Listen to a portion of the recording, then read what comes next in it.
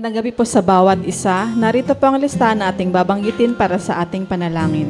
Pastor Estela Jeronimo, Pastor Ted Riba and Family, Pastor Nael Tongco and Family, Pastor Jerry Delagit and Family, Pastor Mike Santos, Pastor Ron and Sister Leonie, Reynosa Family, Pastor June Jeronimo and Family, Pastor Samuel Montiagodo, Nana Nemen, Sister Neneng and Sister Ayen, Sister Blancy, Baby Muding Mijares and Family, Sister Judith, Brother Chris and Brother NC, Sister Jenaline Katrina Concept and Kyle Valiente, Marinas Family, Sister Christina and Sister Jessica Msuan, Sister Edna and Sister Abigail Marquez, Boatis Bartolome Family, Nana Yoli and Family, Pastor Larry and Sister Glenda Pontillas, Carizo Family, Brother Ronald Benaventura and Family, Sister Raquel Benaventura, Brother Jojo, Sister Marivic and Sister Necha Ijiran, Sister Tricia, Trixie and Tristan Larisma, Sister Isang Constantino, Cabales Family,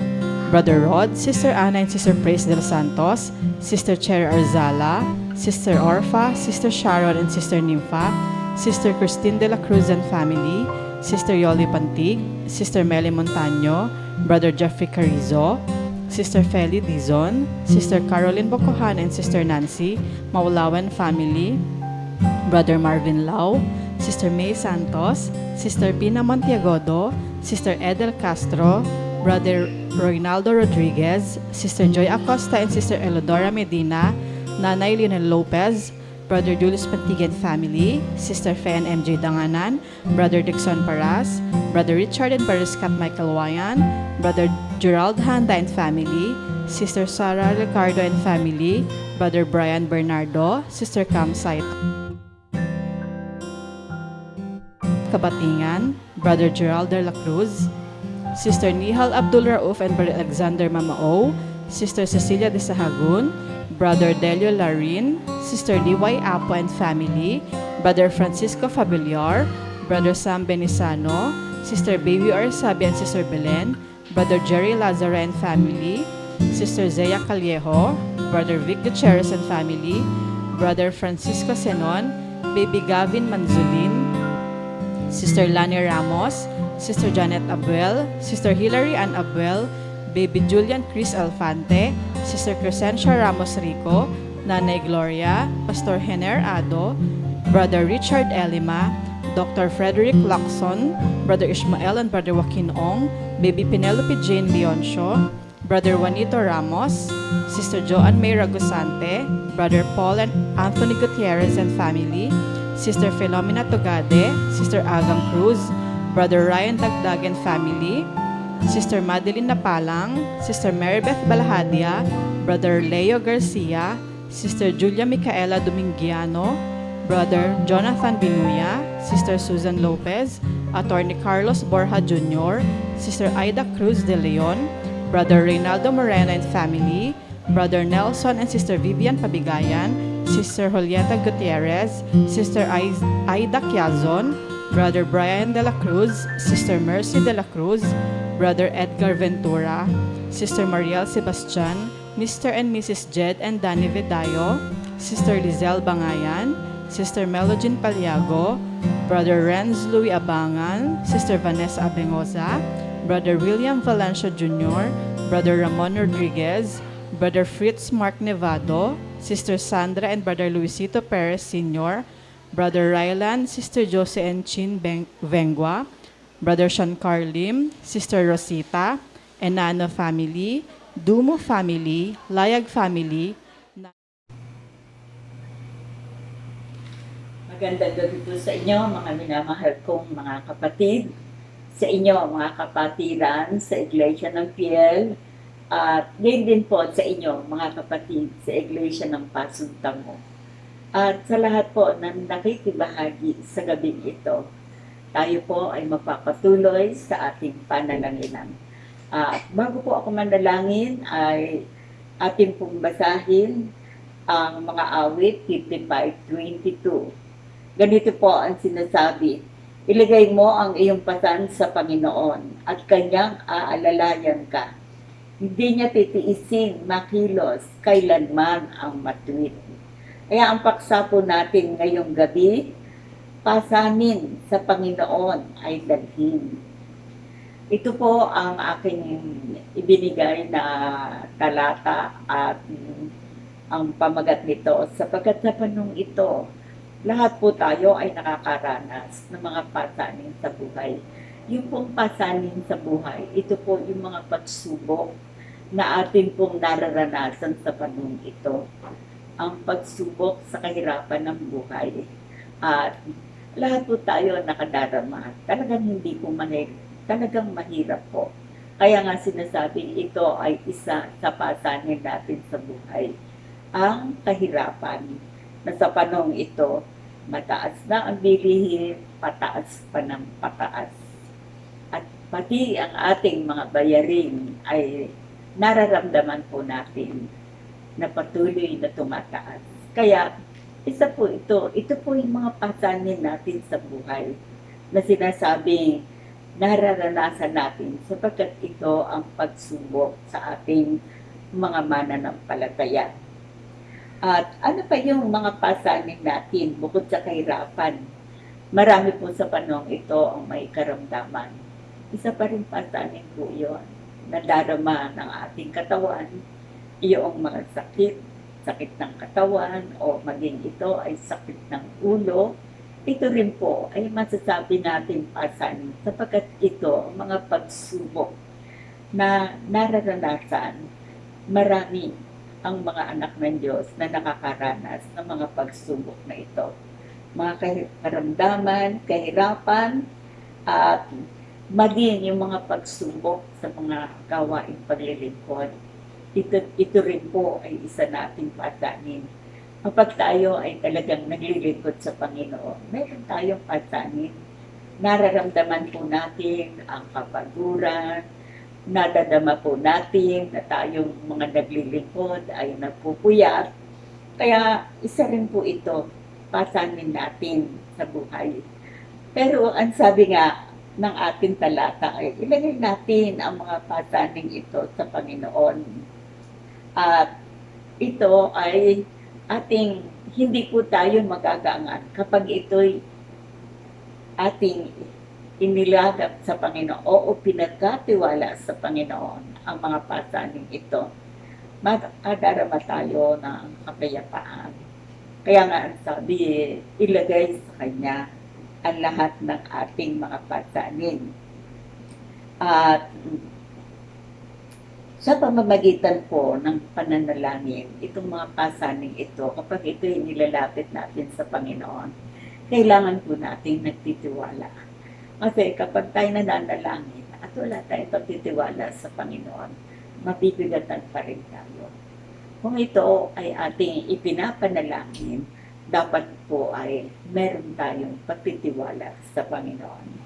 At isa ko pong naramdaman ngayon sa aking katandaan, dahil ako po ngayon ay mag-84 na, nararanasan ko na po yung paminsan-minsan, nahihilo po ako, paminsan-minsan nangihina po ako, at ito po ay sa aking katandaan na.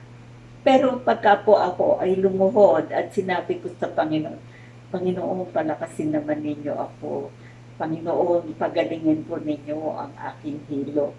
At ito po ang ating pong madarama na ang mga pasanin maging sa karamdaman. Pagka ito'y inilapit natin, ipinagkatiwala natin sa Panginoon, magagaangan po tayo at mararanasan po natin, magiging payapa po tayo. Kaya nga mga kapatid, ang ating mga tiisin sa buhay ay iyon ang mga pasanin at ang itinuturo lang po sa atin ng Panginoon. Ang mga pasanin ito ay ilagay natin sa kanyang mga kamay. Ipagkatiwala natin sa Panginoon. At lalo na po sa panahon ito, hindi lamang kahirapan ng buhay, hindi po ba yung init po ng panahon ay nararanasan din po natin. Ito po ay isa ding mga tiisin. At naalala ko po na ang isa pang talata, ang sabi po sa unang Pedro 5:7, inyong ilagak sa Kanya ang lahat ng inyong kabalisahan sapagkat kayo'y ipinagmamalasakit niya. Kaya mga kapatid, oo, naranasan natin na maraming kahirapan sa panahon ito. Pero ang lahat ng ito, ng mga kabalisahan natin sa buhay, ilagak daw natin sa Panginoon. Ipagkatiwala daw natin sa Panginoon. Sapagkat, ang sabi niya, sapagkat kayo'y ipinagmamalasakit niya. Ito po ang makapagbibigay sa atin ng kapayapaan. Ano man ang ating nadarama sa panahon ito, ano man ang kahirapan natin sa panahon ngayon, ilagak sa Kanya ang lahat ng kabalisahan. Ang lagi nating isipin, ipinagmamalasakit ako ng Panginoon. Ako nga po sa aking katandaan, talagang ang matatanda ay talagang, sabi nga, marami ka ng mararamdaman. Pero ang aking pong pinangahawakan dito, ipinagmamalasakit ka ng Panginoon. Kapag po nararamdaman ko na ang mga sakit ng katawan, minsan sa dibdib, kuminsan nahihilo, totoo po ito, ilagak sa Kanya ang lahat ng kabalisahan sapagkat kayo'y ipinagmamalasakit niya. Ito po ay inaangking ko na sinasabi ko, Panginoon, nahihilo po ako. Ipuin niyo po ang mga sakit ko sa aking katandaan ito, ang pagkahilo, ang nahihirapan din po ako kung minsan masakit na po ang aking katawan. Mag-84 na po ako mga kapatid, kaya nga po talagang nasa linya na po ng pagiging matanda. Pero ito pong mga verse na ito ay magkakaroon po tayo ng kagalingan, ng kalakasan, ng kaginawahan. Ilagak sa Kanya ang lahat ng kabalisahan. Sakit ng kalooban, sakit ng katawan, sakit ng hirap ng buhay. Lahat ng ito, ilagak daw natin sa Panginoon. At kapag ito ay ating idinalangin at pinagkatiwala natin sa Panginoon, ano yung pangahawakan natin? Sapagkat ipinagmamalasakit ka ng Panginoon. Kaya mga kapatid, wala pong dapat mahabag sa ating sarili. Ang lagi nating isipin, ano man ang hirap ng kalooban, ng katawan, ng buhay, lagi po natin sambitin, ipinagmamalasakit ako ng Panginoon. Di po ba, ma-imagine mo na isang Panginoon na gumawa ng langit at lupa, na ikaw ay ipinagmamalasakit, na ikaw ay tutulungan, na ikaw ay aabutin sa lahat ng pangailangan, sapagkat ang ating Diyos, ang ating Panginoon, ang Kanyang katangian, makapangyarihan magpakailanman. Kaya nga po, ang talatang ito o mensaheng ito na dinadala ko sa inyo, mga kapatid, magkaisa tayo ng Espiritu. Huwag natin patanin. Iligay natin sa Kanya ang lahat ng ating patanin, lahat ng kahirapan natin sa buhay. At matapos natin ipanalangin to, sabihin po natin, yung sinabi ni Pedro, ipinagmamalasakit ka ng Panginoon. Ano man ang ating nararamdaman, sabihin po natin, ipinagmamalasakit ako ng Panginoon. Kaya nga po, tayo po ay magkaisa ng Espiritu sa pananampalataya, sa pagtitiwala, sa paglilingkod, na lagi nating panghawakan ang mga pangako ng Panginoon. Siya ay tapat at tunay.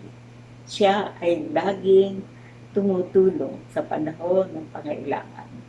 Siya ang ating Diyos na ang Kanyang habag ay hindi nauubos.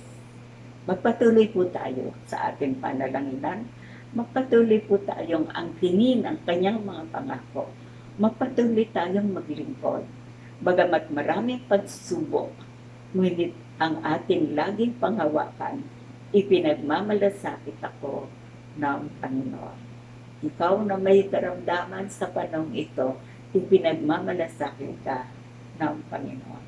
Ikaw na nahihirapan sa ikabubuhay, ipinagmamalasakit ka ng Panginoon.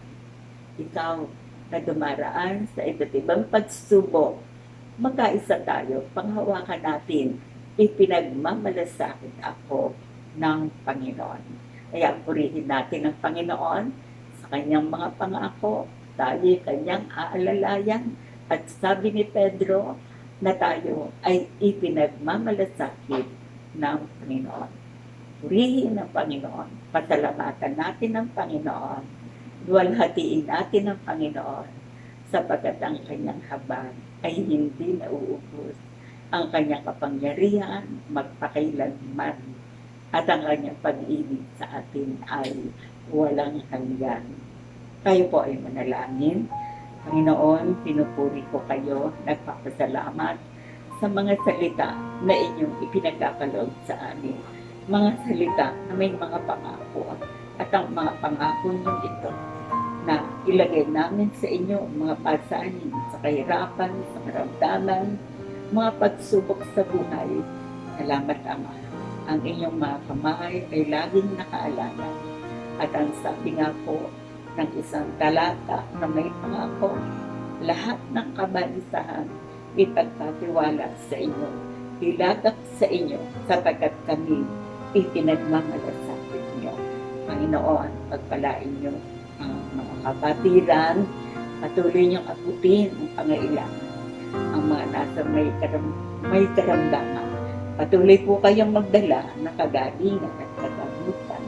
Ang lahat po na naghihigpit, patuloy niyo po silang ilagay sa kaluwagan.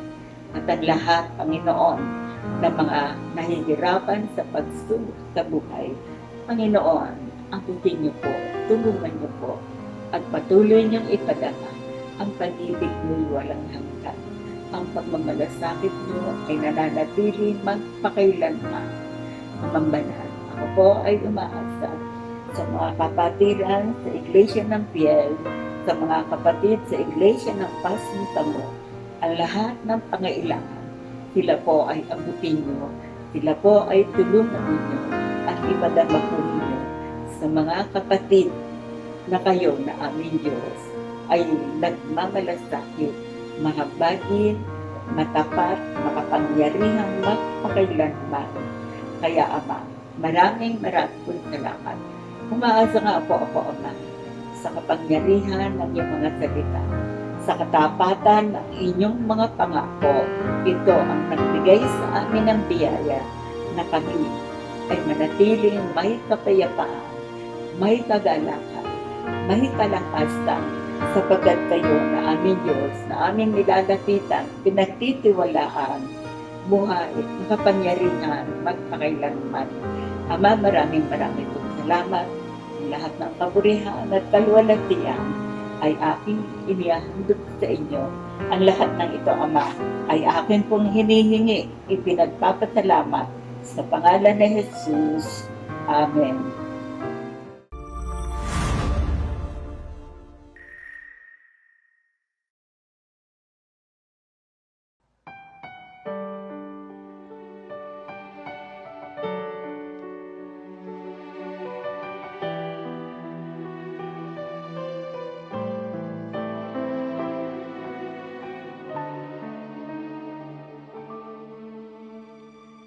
In my moments of fear, in every pain, every tear, there's a God who's been faithful to me.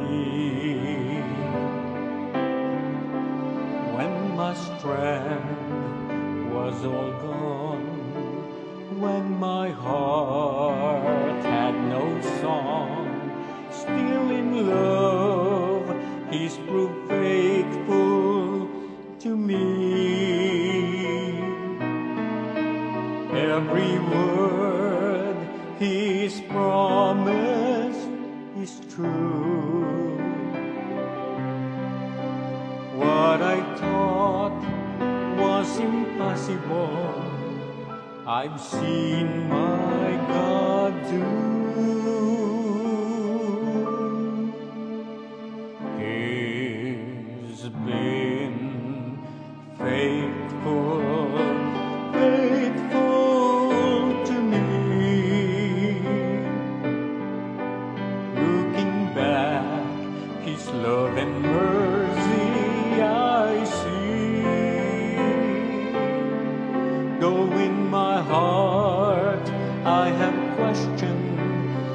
even failed to believe, yet He's been faithful, faithful to me.